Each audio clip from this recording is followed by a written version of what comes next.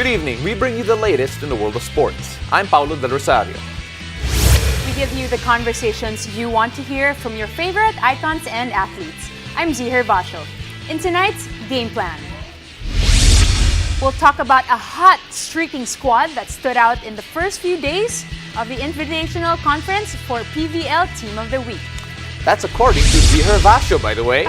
We'll also get a fresh batch of PVL Insider Stories courtesy of courtside reporter Alexis Tinsay. And we'll get the latest on Gilas Pilipinas guards Kiefer, Ravena, and Abarrientos ahead of their upcoming matchup versus Japan in the 2022 FIBA Asia Cup. Buckle up, sports fans. Let's get in the game.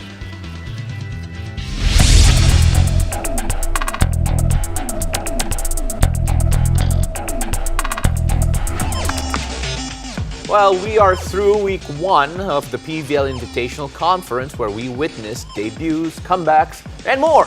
Let's talk about these exciting storylines with F2 Logistics Cargo Mover and my co-host for the day, Ziher Basho, for PVL Team of the Week. So, Z, no pressure about picking the Team of the Week. I mean, people will just get mad at you for not picking their favorite team.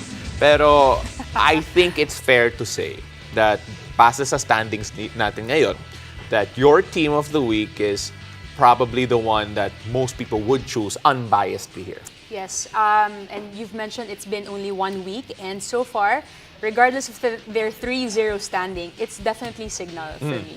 Nakita natin, I remember prior to the conference starting, I would always say, nako, itong team na to, gutom yan bumawi. Kasi they had a solid first round in the previous conference and kinapos sila bandang dulo. So I think there's a lot of learnings there for Team Cignal and definitely a lot of changes for this conference. Alam mo, that matchup, a lot of people we're going to talk about is Cignal versus Chocomucho in their run. Incredible game. Cignal won it via reverse sweep, which I did not realize was a term until I read it. And when you look at the way that they did it, what impressed you the most? I think it's how well they're evenly distributed. Yeah. Parang sobrang balance nila as a team right now. We've seen new names, new faces who stepped up in their game, and as you see in the stat sheets, talagang well distributed pati yung points nila. There were actually 5 players who scored double digits. We had, of course, Ces Molina, 17 points. Glodine Troncoso, which is a lot of people have been talking about, parang wow, sino to? Parang new face, and she kumana 13 points in this game against Chocomucho, who's been heavily favored all throughout the conference. Ria Meneses, 12 points. Rosalyn Doria, 11. Of course, Rachel Daquis, 10 points. Yeah. And I just wanted to focus on Glodine Troncoso also because I've been with her. I've shared a beach court, a sand court, with her in the last year.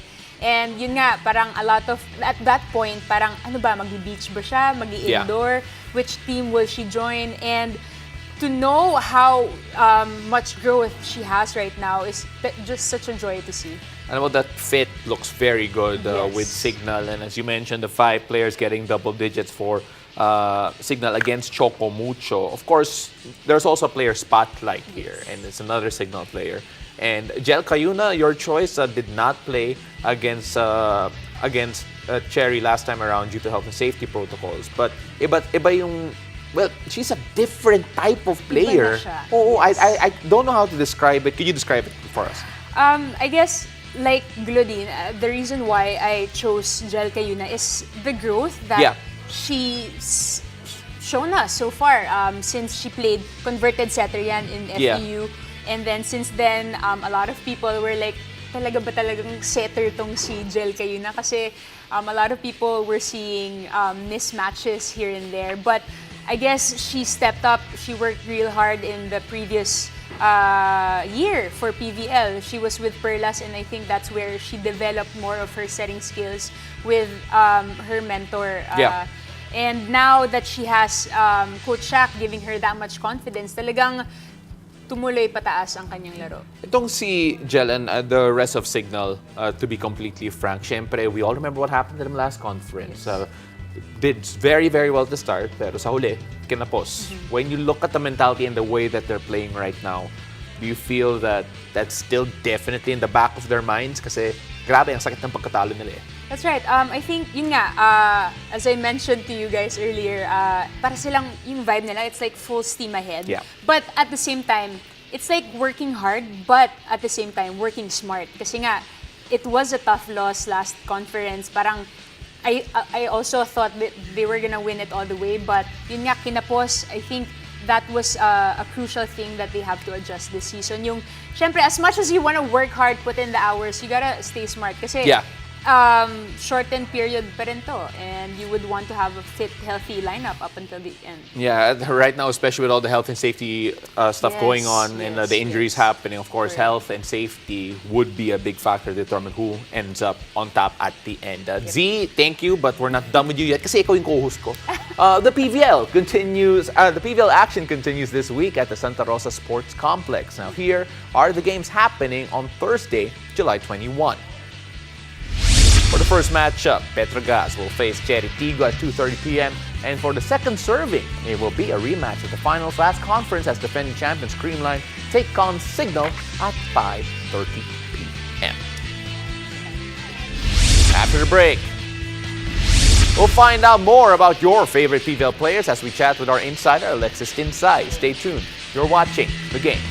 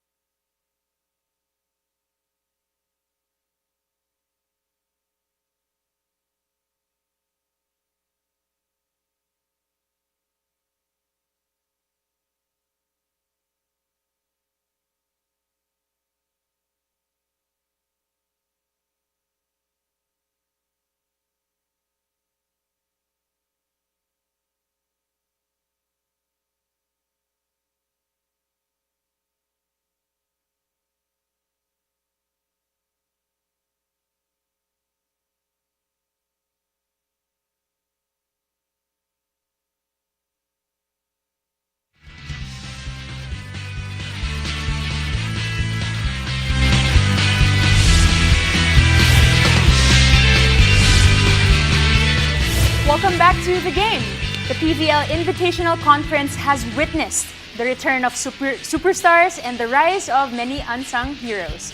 To hear more about all the stories in the sidelines, we have PVL Courtside reporter Alexis Tinsay.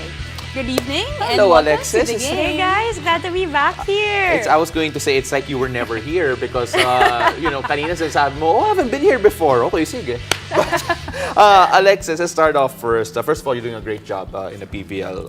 I had a chance to actually call one of the games that you didn't know I was calling, but I was calling it.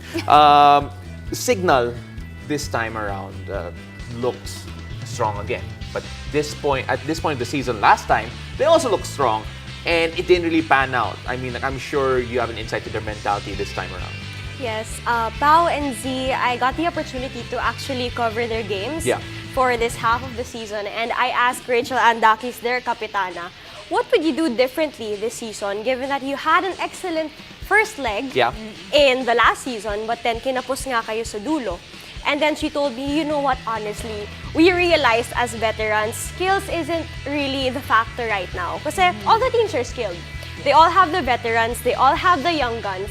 Now the priority is actually health and recovery. Kasi sa sunod-sunod na games, it's really best to recover so that you're gonna be mentally strong and also physically tough for the next coming games. Kasi doon mo makita na, okay, it's not really like what Ate Z said. It's not about working hard, it's also working smart. Yeah. And then you see Coach Shaq here giving the same level of strength training, conditioning, and discipline to all players, be it the first stringers or the second stringers. And it's really evident in our last game. Yeah.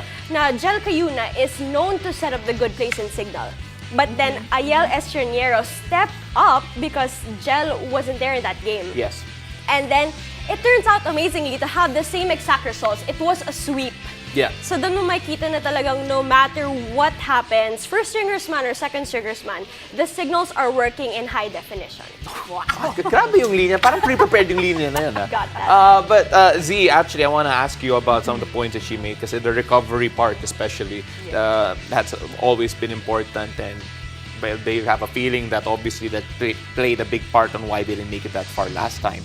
Anything on that in terms of recovery, in terms of making sure that you're ready for the next challenge? Yeah, definitely. I think at this point, before kasi, ano ba yung SNC, ano ba yung QT, ano ba yung recovery? You just pound it when you're in the hard court, diba? All out 100% every day.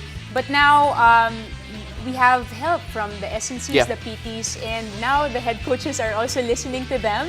So it becomes a collaborative effort. Talagang teamwork makes the dream work. And yeah, work smart and work hard. Yeah, I know. And may konting pamahiin din sila eh. According to Alexis, yung mga pregame routine nila. We're not going to spend too much on this because we're gonna move on to Choco Mucho in a bit. But I think, to be fair, you say there's pregame pansit, which is amazing to me. And then meditation and imagery. More teams have been doing that now. Yep. And there's one point I want you to talk about though, yung all-win nila. Talagang all win, all sweep. They talk about the different teams and they really pound it to the point na, okay, hindi tayo magpapatalo sa certain team na to because. Yeah. And then they talk about the weaknesses, they talk about the strengths, and they really set their eyes on the prize for this season. It's not, the other teams na, oh, we're just here to experience, you know, to make the best out of it. No, they're here to win. They're here to win. Okay, so laser-focused yung approach nila. Now moving on to Choco Mucho. And I was surprised that when we were talking before the show, that connectivity was an issue for this team. And this girl actually has an insight on that. But let's hear from the Choco Mucho's point of view first. Well, you know, Choco Mucho is a fan favorite, and it's a team filled with stars. And yung problema dito, if ever, is gonna be the lack of synergy and the connection, given that these players come from different school backgrounds. Yeah. And they have different attitudes and characters when it comes to the court. So what they did for this season, given that they got closer after the bubble, okay, let's make a conscious effort to be really good friends. Yeah. And when you're really good friends outside the court, you can understand each other's facial expressions on the court with just a wink, with just a sigh. And they'd understand how to adjust. And given this, may kita mo yung adaptability nila and also a sense of maturity. Because parang when you see young guns playing it out there, diba? Parang you're expecting to see, oh, this person's gonna outshine the other person. Pero right now, they're playing as a team more solidly than ever, and you can really see it in the results. Yeah, we're seeing that in the results for sure. Siyempre, yung connectivity is there. And Z, when you talk about the connectivity, you've experienced that. Moving to F2, where there are a bunch of my schoolmates there, and you, a foreigner, coming in. I mean, how was that like? Yeah, definitely, you know, sabi nga nila, what you do in the dark shines in the light. And for Choco Mucho, that's the team bonding. And I guess that really helps eh. Kasi the work doesn't stop in the four corners of the hard court. It, you know, like yung bonding, yung recovery, yung tulog, yung kain mo, all of these things matter and it will shine in your performance inside the court. Alexis, you also have things on the major adjustments made for Choco Mucho this season. Can you talk a bit more about that and how they plan to adapt and adjust to finally get them to the podium? Actually, I asked them individually and all of them answered to me that they really want to make more teamwork. Kasi individually, they're really skilled. Yeah. Yes. And then, I asked them if they had individual goals. They said, no, talaga, it's really about the communication. Kasi it's all about the synergy. What can you say about that, diba? Yung blue and green, diba? Collides once and for all. It works. It works. It works. Katulad nito, Exhibit A. Does this work? I don't know. It's 2 against 1, Pao. It's 2 against 1 for now, but nasa gitna pa ako no? Naku. All right, Alexis, thank you very much for all the stories that you shared. Syempre, I can't wait to hear more. Simula lang to. Definitely. It is a short season, but I know that with all the stories that you're gonna all give us, it's gonna feel a lot longer, and that's always better. Alexis, thank you very much. Thank you. Thank you, Alexis, and we can't wait to hear more stories. And after the break, we'll get to know how Kiefer Ravena plans to bring his B-League experience to the upcoming FIBA Asia Cup matchup between Gilas and Japan. Stay tuned, you're watching The Game.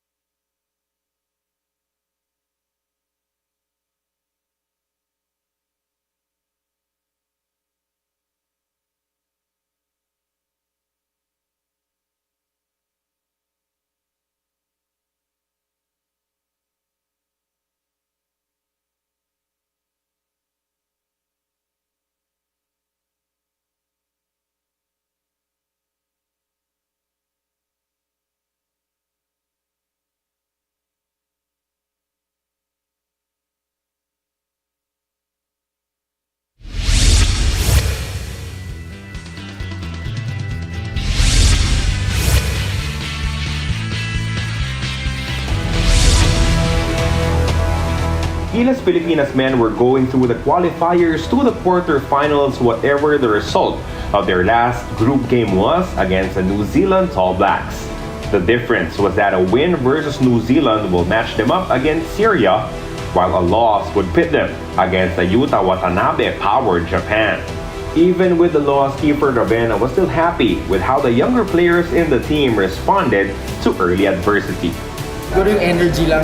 Siyempre yung hunger namin na makabawi, di ba? Siyempre mabigat pa rin na natalo ngayon, pero in terms of fighting, I think we showed a lot of grit and the ability to grind it out. We play against taller, bigger guys. So now we gotta move on, forget, and focus on Japan.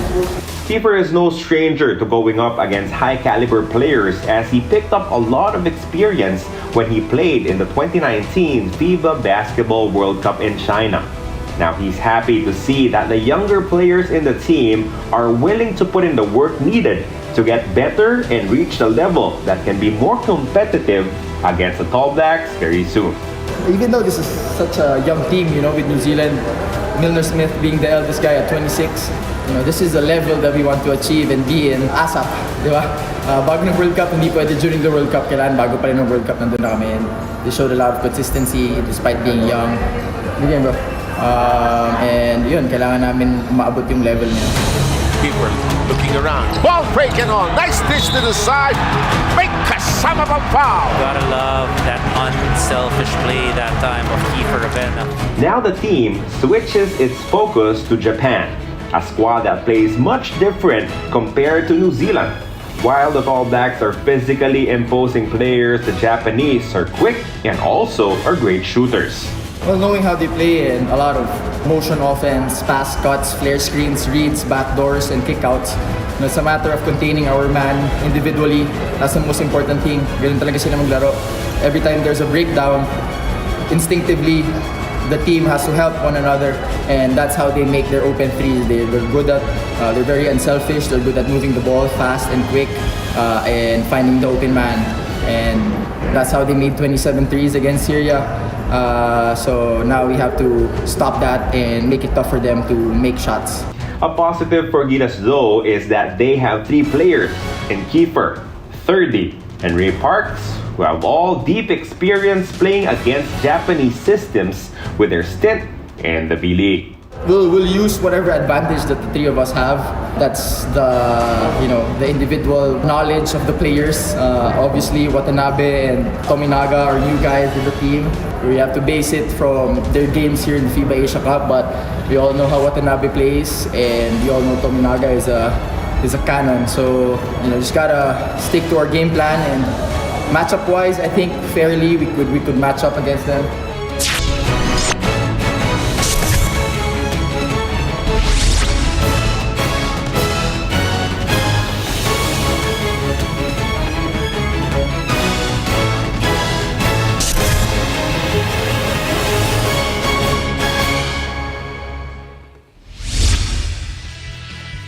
From one Gilas veteran to a rising star on the men's national team, Aria Barriento skyrocketed his basketball career after suiting up for Gilas Pilipinas.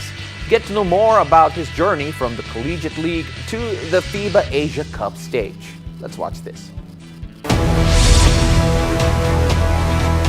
For much of his basketball career, RJ Abarrientos has worked hard and patiently waited for opportunities to come his way. Now serving another tour of duty with Gilas Pilipinas men, he's thankful for the chances and he's repaying his string of great luck by working even harder. Sobrang excited ako sa mga dumarating na opportunities. Yung binibigay ni God sa akin, yung mga nanggilas ng coaches, ng players, sobrang excite and nakakabigay ng confidence for me as a player individually. Siguro yun yung mga nagbubusa sa akin, kaya mas nakakatulong ako both offensive and defense coming from the bench. Yun lang, ina-absorb ko lang yung mga binibigay nila sa akin na advice para makatulong din sa akin sa career ko. From a virtual unknown, he was given a chance to join Gilas for the last window of the FIBA Asia Cup qualifiers. He turned heads with that team before finally starting his collegiate career with the FEU Tamaraws. Apparently, this small sample size was enough for a Korean team to sign him up as their Asian import. Opportunity na binibigay sa akin is hindi ko talaga pinapakawalan. Lalo na itong Gilas ko. Considered as a pro, playing abroad, playing international, sobrang tumataas yung moral eh. Hindi lang naman ako, kahit sinong player na maglaro dito, siguro yung kumpiyansa nila talagang high level, tataas talaga. Kaya sa akin talagang ginagrab ko yung opportunities na to. Itong maglalaro nga ako sa Korea as a import, siguro ito yung mga pinangahawakan ko. So, para sa akin, tinutuloy-tuloy ko lang kung ano yung binibigay sa akin ng mga coaches, kung ano yung mga binibigay sa akin na kailangan kong gawin. Yun yung mga nagbi-build up individually sa akin para mag-improve pa ako lalo. An added benefit of playing for Gilas Pilipinas men is being in the same team with players who were already Asian imports in Ray Parks, 30 Ravena, and Kiefer Ravena. Sobrang laking tulong nila para sa akin. Big factor yun as a leader, katulad nila. Nandyan sila para mag-advise, nandyan sila para ipakita kung ano yung mas better, kung ano yung kailangan mong gayahin. Alam mo yun, dati pinapanood mo lang sila sa PBA, sa Gilas, sa international games. Tapos ngayon kasama mo na sila, kakampi mo na sila, kasama mo sila kumain, magkakasama kayo pumunta dito sa Indonesia, dito sa game sa FIBA. Sobrang nakakataas ng kumpiyansa.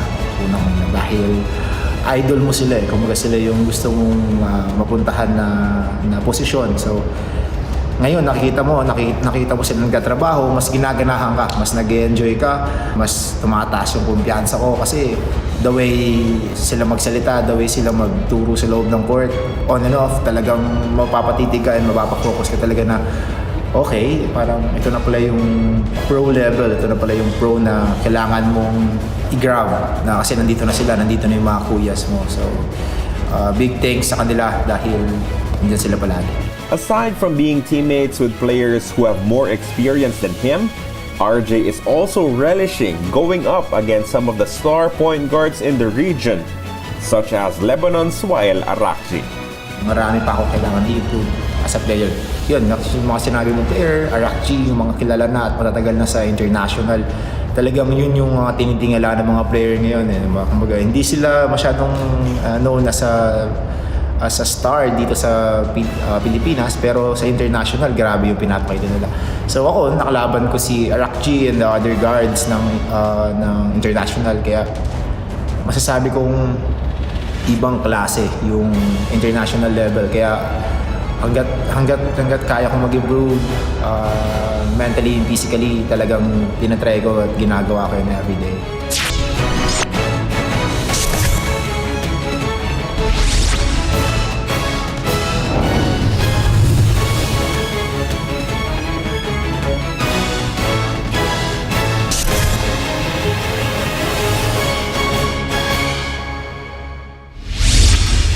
Definitely a lot of exciting things happening in Philippine sports, but that's it for tonight.